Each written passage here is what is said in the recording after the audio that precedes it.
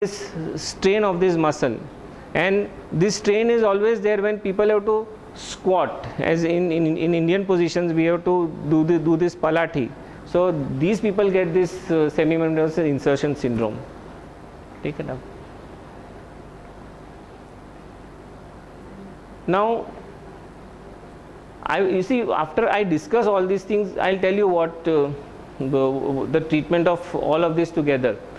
Now, one common thing which we see is this coronary ligament syndrome. Now, what are these coronary ligaments? They are small bands of fibrous tissues which holds this, I told you this C-shaped cartilages are there, or cushions are there between these two bones. So these coronary ligaments hold these cushions in place. So many a times a patient comes and tells us that, you know, we have got pain over here in the front portion of the knee. They actually point out that, doctor, I mean, when you touch it over here, it is very, very painful. So people get torn coronary ligaments. And this pain is continuous even at night.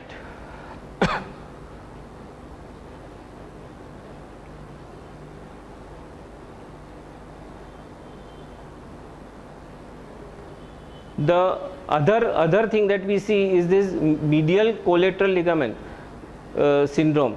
Now, collateral ligaments are bands of fibrous tissue on both the sides of the knee. The inner side, as I told you, is known as the medial part, and the outer side is known as the lateral part in medical language. Now, in today's date, the commonest cause is these motor vehicular accidents, or again during footballs or in sports, or people, you know, old people who are about to trip and they just try to hold their position back. So they strain these ligaments.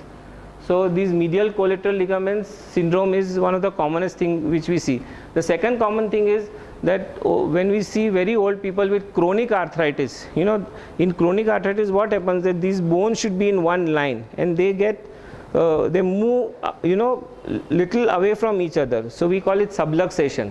So in these subluxations we see this this medial collateral ligament syndromes. This is usually in medical practice, most doctors give painkillers, and apart from that we all refer to physiotherapists for giving local heat or ice treatment, I mean just to massage ice and to keep the knee in a particular position so that that ligament heals. That is what we see. This quadriceps expansion syndrome is not so commonly seen, but we see it in young people, you know, when they come to us. Now, what is this expansion? This quadriceps expansion is this everybody knows that we have got a kneecap, and this kneecap, when we bend our knee and again when we straighten it, the kneecap moves in a particular direction. Suppose if it does not move, then you will hear a clicking sound. So from the kneecap there are these muscles, the anterior thigh muscles, the front muscles. These muscles from that side and the kneecap, there is a particular fibrous tissue, you know, a thick band which makes that kneecap move in a particular direction. Otherwise, you know, everybody will be very uncomfortable with their kneecaps. So sometimes when those tissues, those fibrous bands get strained, that is where they get this pain over here. And in this case the pain is again on the inner and outer angle of the kneecap. So that coronary ligament syndrome which I said is on the is on the upper and inner angle, upper and inner, and this is the upper and outer, as you see over here. Okay. Why I am trying to be so specific? Because see, every pain has to be understood from where it comes and it has to be treated accordingly. Otherwise, just giving painkillers has got no meaning.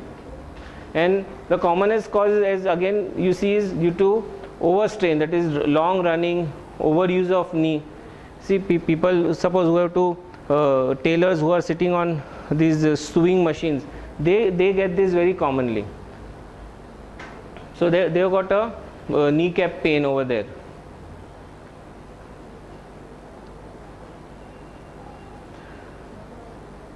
One common thing which we see is pain just above the kneecap, just over here.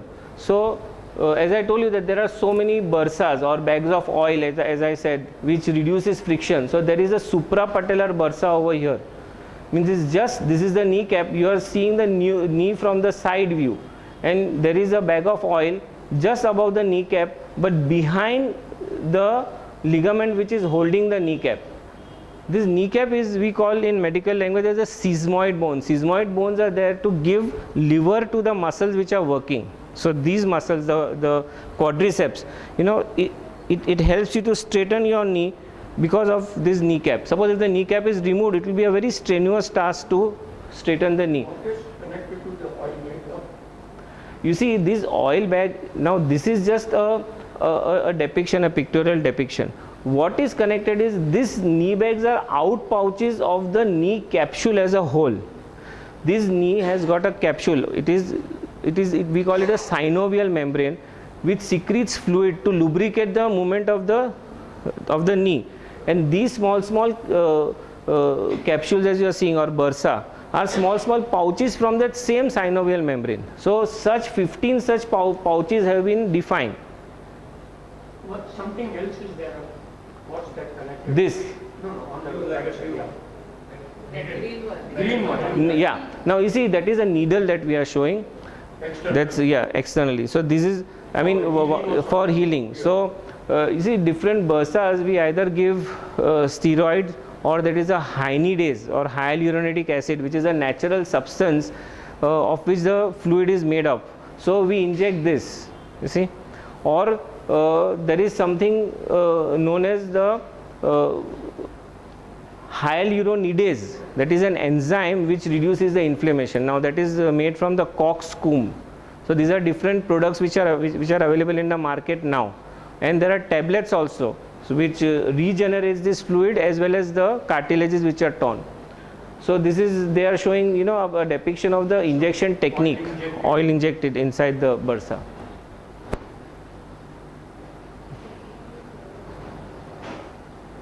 Now, you want me to push it over here?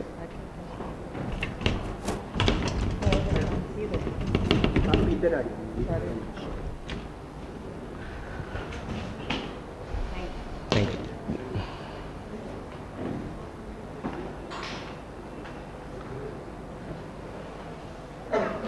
Now you see, there are three more bursas that we will talk about. One is a prepatellar bursa. Now prepatellar is just in front of the kneecap, okay. Then there are two more bursas. One, this is in front, one is just in front of this ligament, which we call as a superficial infrapatellar. That means it is on the surface of this ligament, and one is over here between this bone and this ligament. All these bursas we see in different situations which are inflamed. Now these bursas gets inflamed mainly by you know, in those people who have to do a job which has got they have to kneel or bend down or crawl on surfaces. Sometimes this is known as a housemaid's knee, because you know we see those maids, they come to do the mopping of the floors and all these things. They commonly get this. Then a bursa which is over here, which is known as a superficial infrapatellar bursa. So they get this. You know, people who are churchgoers. In churchgoers, sometimes people kneel and pray. So they get this superficial infrapatellar bursitis. And one is the deep infrapatellar bursitis, in which, you know, people have had to give jerks like in footballers.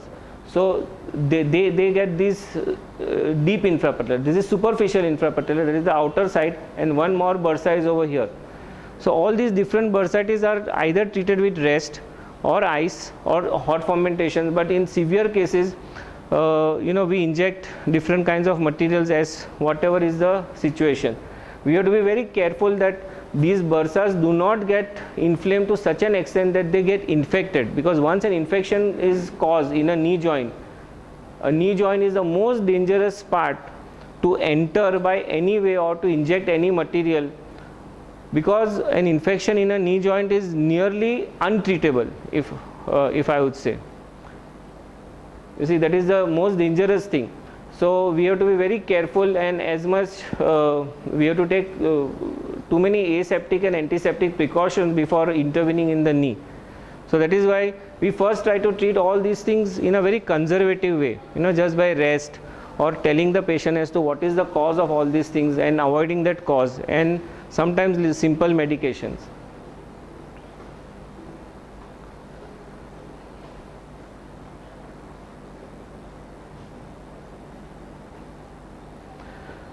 One of the causes of this prepatellar bursitis in children we see directly when they fall down on their knee. Now this is a very common thing that we see, that is known as a pes anserine bursitis. It has got a very typical name. Now this bursa is on the lower and inner side of the knee over here, lower and inner. Many people who have got arthritis, this is usually a sequelae of severe osteoarthritis of the knee. But many ladies usually, they get only this bursitis. Why? Because they have got an unstable spine. In ladies, when osteoporosis occur, their stability of the spine and bones goes away. So what happens that over here, 2-3 muscles of the knee are attached over here. And because these muscles become unstable, so there is a friction. You can see a small red line going over here from that bursa. So that is a nerve. We call it as an anserine nerve. Now, why I am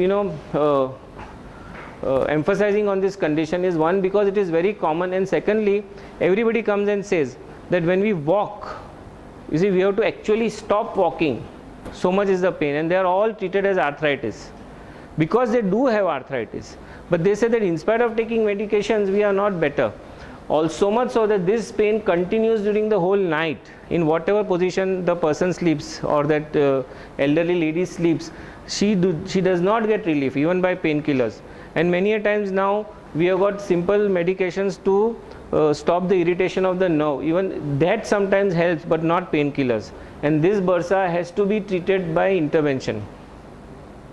Means we do have to inject different materials, as I told you. One is dipomedrol or hynidase or hyaluronidase.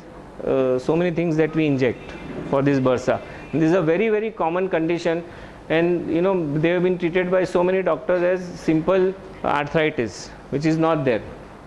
One of the most pain relieving thing is to just rub ice over there.